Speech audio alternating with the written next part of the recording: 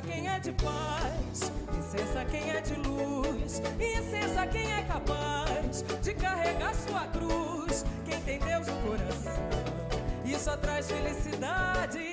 Quem sabe ganhar um pão com honestidade, quem não deixa um irmão na dificuldade. Oh, licença, licença que eu vou incensar. Licença, licença, licença, oh, licença, licença, quem é de licença, licença, licença, licença. Ela é dona de uma voz forte e marcante. Já ganhou o prêmio da música brasileira como melhor cantora de samba. No refrão de hoje, eu converso com Fabiana Cosa. Fabiana, bem-vinda ao refrão. Obrigada, obrigada, André. Prazer. Você já trabalhou como jornalista por um período, seu coração falou mais alto, você foi para a música. Decisão difícil? Acho que no início foi, André, porque eu era jovem, tinha boas oportunidades no jornalismo, meus pais apostando que eu pudesse, eu sou a filha mais velha, então meus pais, claro que apostando que eu pudesse ter uma carreira promissora, aquela coisa toda. Aparentemente o jornalismo era uma carreira muito mais estável, né, na cabeça deles do que a música. E eu acho que os meus pais também nunca pensaram que eu pudesse ter o que era um desejo colocado em prática, enfim, eu fosse exercer a arte, vamos dizer assim, como ofício, porque eu sou filha de mãe professora, que sempre deu aula em escola pública, e sou filha de pai economista, contador, sambista. Então, como diriam meus professores da equipe, jamais ia dar certo, não ia ser jornalista nunca, tinha que ser sambista, tinha que ser da arte, né? Então, eu acho que no começo foi uma decisão difícil, porque tinha esse dilema familiar também, e na minha casa as pessoas sempre se ajudaram, né? Eu venho de uma família bastante humilde, então, mas eu sou muito teimosa no sentido bom e no ruim, acho que no bom e no ruim. No bom, porque eu persevero muito e sou muito determinada naquilo que eu não só desejo, mas que eu vislumbro como um bom caminho para mim. E eu me lembro bem do dia da rescisão, né, que eu cheguei com a rescisão de contrato para o meu pai ler e me ajudar, porque eu não entendia nada dessa parte do direito. E meu pai ficou muito chateado, fez todo um sermão, e eu disse a ele assim: pai, me dê 3 anos que o senhor vai ouvir falar de mim na música. O senhor vai ter orgulho. E ele, claro que não acreditou, nem eu acreditava muito nisso também, mas enfim, fato é que depois, com o primeiro trabalho chamado Samba é Meu Dom, eu passei a ser anunciada por vocês jornalistas como um novo nome na música brasileira, enfim. Bom, já está explicado por que do samba, seu pai tem um pé no samba. E você, por que seguiu o samba? Porque o samba é muito forte, o samba é maior que a gente. O samba, quando eu digo que o samba é maior que a gente, ele é maior que qualquer desejo,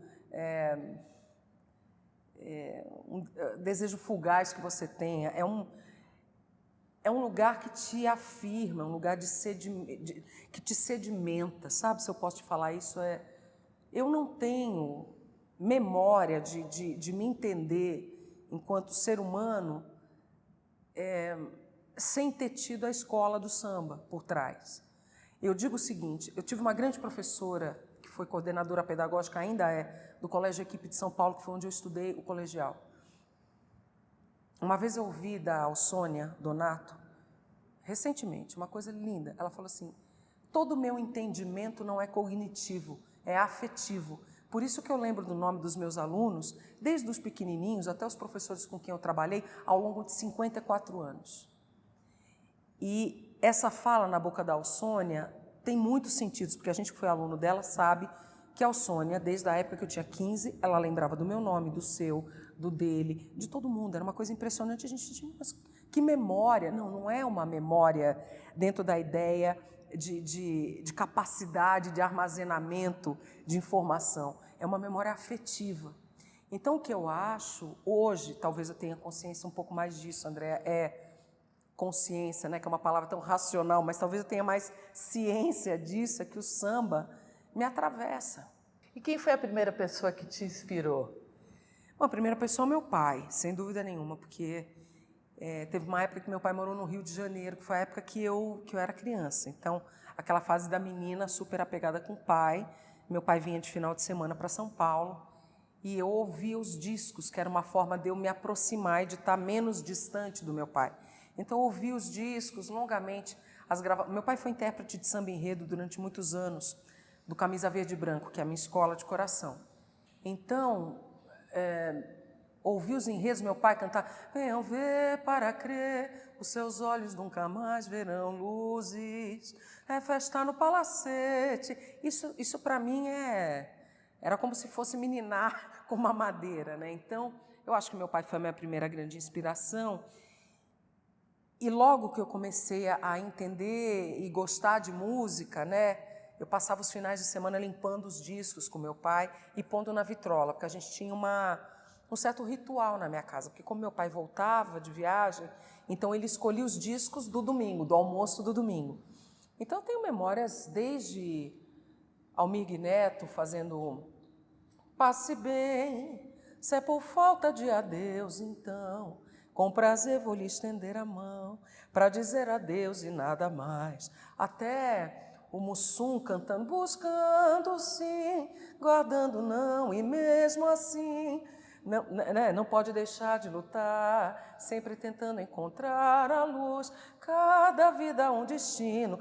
E a Elisete Cardoso, de repente cantando, enfim, essas cantoras, a Alcione, que foi uma cantora que eu ouvi especialmente, André, um disco da Alcione, que eu não tenho de memória o nome, mas é um disco que a Alcione está muito bonita na capa, com um colar cheio de figas. E desse disco tem uma canção do Candeia que eu nunca esqueci, a interpretação da Alcione. O ano passado eu tive a oportunidade de dizer isso a ela. Muito do que eu aprendi, eu devo a você, porque eu copiava você, eu imitava você.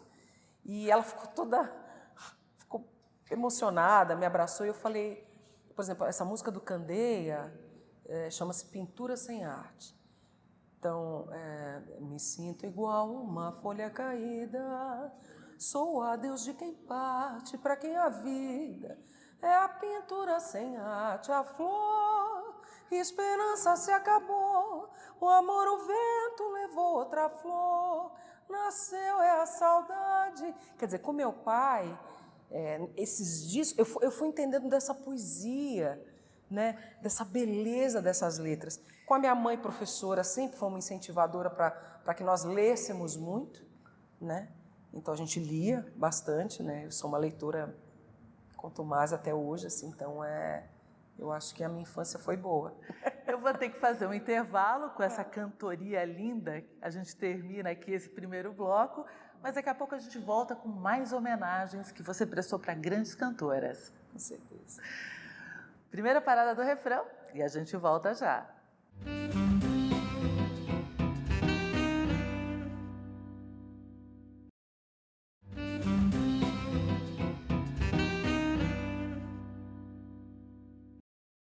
De volta com o refrão com a cantora Fabiana Cosa.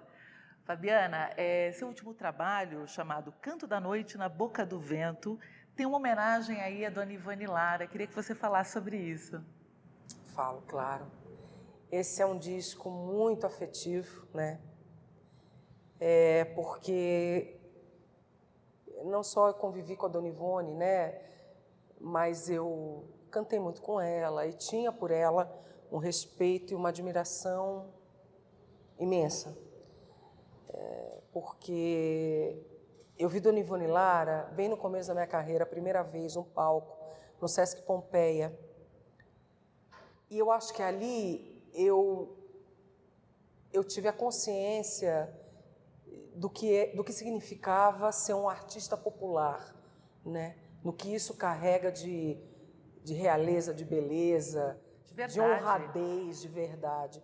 Porque dona Ivone carregava para o palco não só a doçura e a beleza das suas melodias, mas uma verdade ancestral, uma coisa... Era muito grandioso o que aquela mulher fazia, pensava, escrevia. Ela que foi uma mulher que no início de carreira antes de se tornar Dona Ivone Lara, né? Bem antes, trabalhou com a Nise da Silveira, né? Na luta contra os manicômios no Brasil. Então, quer dizer, uma mulher que politicamente tinha um posicionamento muito importante, muito exemplar. E Canto da Noite na Boca do Vento, que é nome de um verso, né, de Sonho Meu, parceria linda dela com o Délcio, ele vem de um convite que eu recebo da Biscoito Fino, e aí, para isso, eu não poderia deixar de fora músicos com quem eu venho colaborando e que estão comigo. Eu convidei, antes de fazer o disco, eu já vinha fazendo um trabalho só com o repertório da Dona Ivone Lara, em parceria com um super violonista, arranjador, que é o Alessandro Penese, um dos grandes violões 7 cordas do Brasil, meu amigo, um cara da minha geração, que é um espetáculo de músico, de artista, e éramos só nós dois no palco. Então, quer dizer, eram dois solistas dando uma leitura bastante particular, ele que conhece muito a obra da Dona Ivone, para esse trabalho, né? Enfim, Dona Ivone e seus parceiros. Depois, quando a Biscoito convida para a gente fazer o disco, aí eu chamei mais dois, que são super artistas e meus amigos de anos, que é o Douglas Alonso, percussionista, e o Henrique Araújo, bandolinista, cavaquinista, arranjador. E quando a gente resolve conceber, André, eu dizia para eles assim, eu queria a minha voz crua, ali, muito no limite da minha emoção e tudo muito menos, né? Porque a complexidade da obra dela, quanto menos a gente inferir, eu acho que mais ela vem à tona. Ela fica mais na superfície para todo mundo. E qual canção te deixa marcada? Qual é aquela que te causa aquele impacto e que fala assim, essa canção é a própria Ivone Lara? Eu descobri uma canção que eu não conhecia numa viagem que eu estava fazendo de carro, ouvindo Dona Ivone, e eu tive uma crise de choro quase até chegar na cidade que eu estava indo. É uma parceria dela, claro, com o querido Délcio Carvalho, chama-se Canto do Meu Viver, que é mais ou menos assim. Eu me perdi no canto do meu viver, sem saber a razão de tanto sofrer. Só quis cantar o amor, viver o amor que abrasa minha alma. É uma chama intensa que não se até me embarguei, que não se acalma. Hoje falando a sós com meu coração. Quer dizer, é de uma beleza essa melodia e essa poesia, porque eu acho que a Dona Ivone Lara era uma cantora, uma compositora do amor. Ela e o Délcio, né, que foi seu parceiro mais frequente. E essa é uma canção que eu sempre embarguei agora, embargo no show, é uma coisa... E falando em embargar, você também é ligada aí a teatro, a fazer espetáculos, e num desses aí você também homenageou mais uma grande musa, Clara Nunes. Fala dela pra gente. Esse espetáculo foi para mim muito importante, ele chamou-se Canto Sagrado.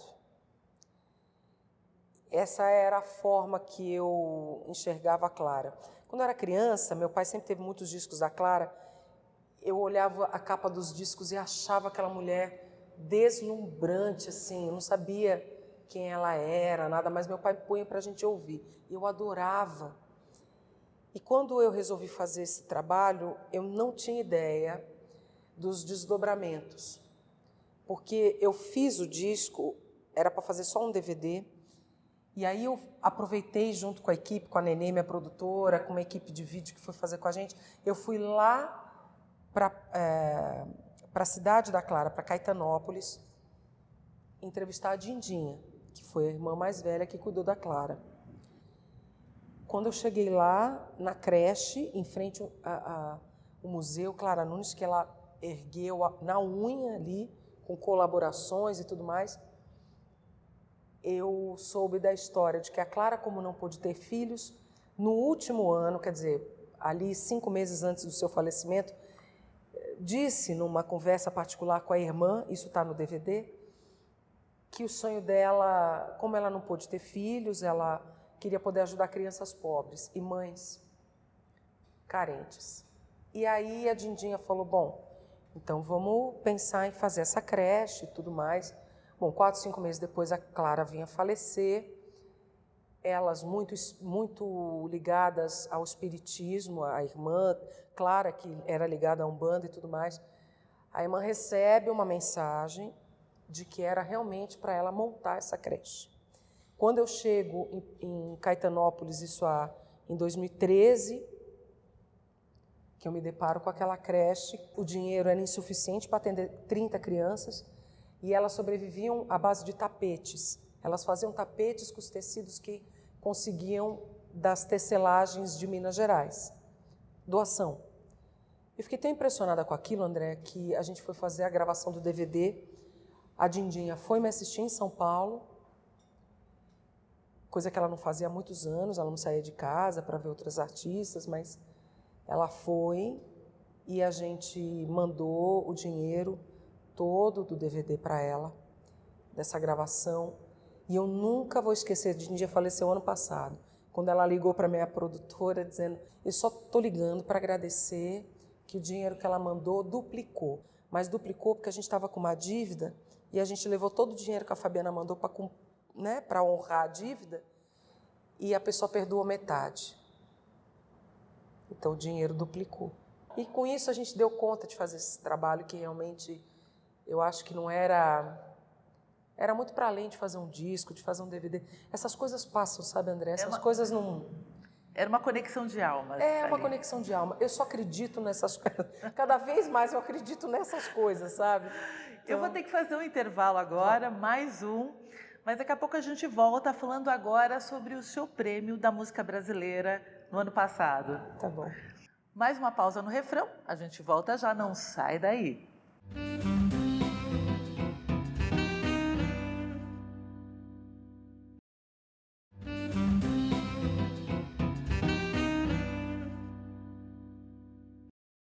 De volta com o refrão, hoje com a cantora Fabiana Cosa.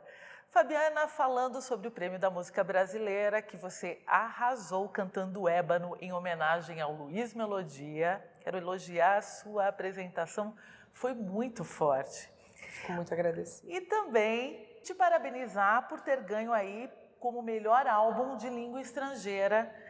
Você esperava isso? Eu não fico esperando nada, sabe? Eu vou fazendo, sabe, André? O que eu sabia, claro, sem falsa modéstia, é que nós tínhamos feito um trabalho forte e muito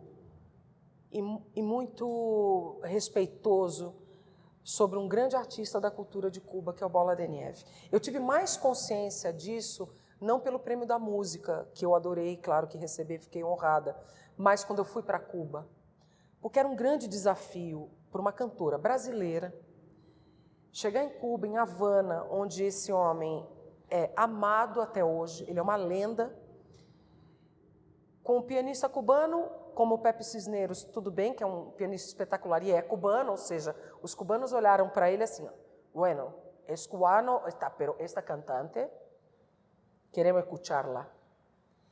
E isso tem no DVD que eu vou lançar, que a gente acabou gravando também.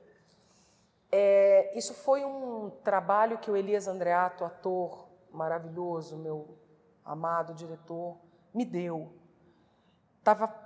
Esse roteiro estava guardado, já fazia 10 anos. Elias Andreato escreveu um roteiro de teatro sobre o Bola de Neve e ofereceu para alguns atores. Ninguém quis fazer ou se interessou por fazer. Um dia, uma amiga, comentando sobre o Bola de Neve, ela comentou, nossa, eu tenho um roteiro aqui do Elias Andreato sobre o Bola de Neve e tal. Você não quer ler? Eu falei, claro. Quando eu li, eu sabia que era para um ator ou uma atriz fazer, eu não tenho essa formação, mas eu tenho gana, curiosidade, dramaticidade. Eu falei, eu quero fazer. Liguei para o Elias, marcamos um café e assim começou o trabalho do Bola de Neve. Eu dizia assim, nós vamos para Havana. Nós vamos para Havana, nós vamos para Havana. Todo dia eu pisava no palco, eu dizia, nós vamos para Havana e vamos para Paris, nós vamos para Havana, nós vamos para os dois lugares.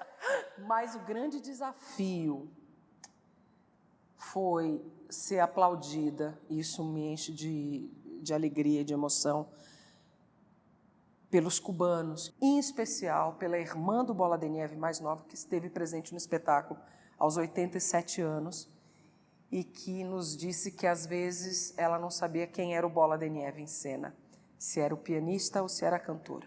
Faz um trechinho pra gente? Faz. Do Bola de Neve mesmo, então, ai, amor. Amor, yo sé que quieres llevarte mi ilusión. Amor, yo sé que quieres también llevarte mi alma. Pero ay, amor, si te llevas mi alma, llévate de mí también el dolor. Lleva en ti todo mi desconsuelo y también mi canción de sufrir. Bonito, né? É maravilhoso. Ave Maria, esse homem era um sonho cantar como ele cantava, tocar piano que ele tocava. Essa sua versatilidade na voz também tem desafios. Você já cantou à frente de orquestras, a Jazz Sinfônica é um exemplo. É muito difícil? Tem que ter muita técnica? Como é que é?